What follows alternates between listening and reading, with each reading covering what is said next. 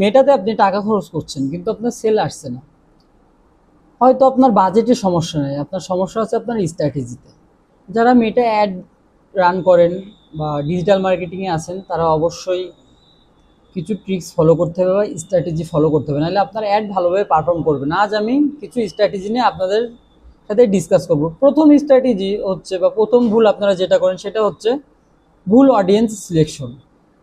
আমাদের ফেসবুকে purchase behaviours এক একজনের এক এক রকম, কারোর নিডস এক এক রকম থাকবে। কেউ জুতা কিনবে, কেউ মধু কিনবে। হ্যাঁ, আপনি যে মধু কিনবে আপনার অ্যাডটা যদি যে জুতা কিনবে তার কাছে যায় তাহলে সেল হওয়ার পসিবিলিটি কতটুকু বেশি? তাই অবশ্যই আমরা রাইট অডিয়েন্স সিলেক্ট করে নেব। দ্বিতীয় হচ্ছে আমাদের উইক ক্রিয়েটিভ।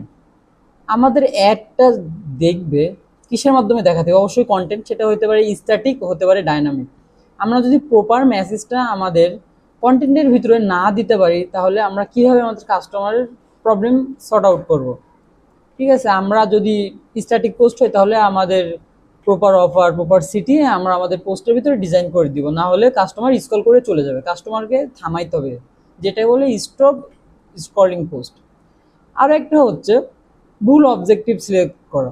আমরা সেল চাচ্ছি, আমরা যদি ভুল অবজেক্টিভ সিলেক্ট করে অ্যাড ডান করি তাহলে কি আমাদের অ্যাডটা প্রপারলি রান হলো না আমাদের টার্গেট অডিয়েন্সের কাছে আমরা যেতে পারলাম?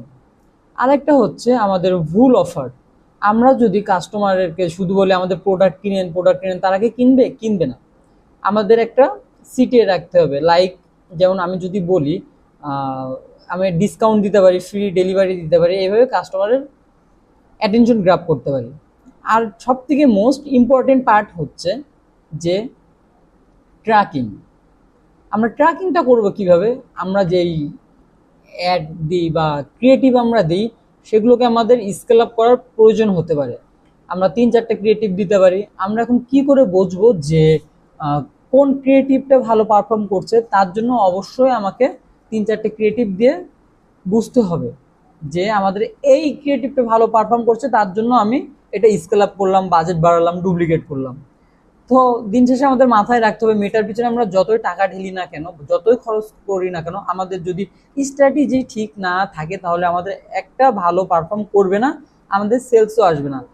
তাই একটা অ্যাড ভালো পারফর্ম করার জন্য অবশ্যই আমাদের প্রপার স্ট্র্যাটেজি ফলো করতে হবে। আর এগুলো তো অবশ্যই মাথায় রাখবেন যে টার্গেট কাস্টমার কারা, আমার অফার কেমন দিতেছি, আমার ক্রিয়েটিভ কেমন, আমার অবজেক্টিভ কি, এইগুলো মাথায় রেখেই আপনি অ্যাডটা রান করবেন। ধন্যবাদ সবাইকে। যারা ডিজিটাল মার্কেটিং সম্পর্কে আরও জানতে চান অবশ্যই কমেন্টসে জানাবেন কারোর কোনো সমস্যা থাকলে, এবং ফলো করে সাথে থাকুন।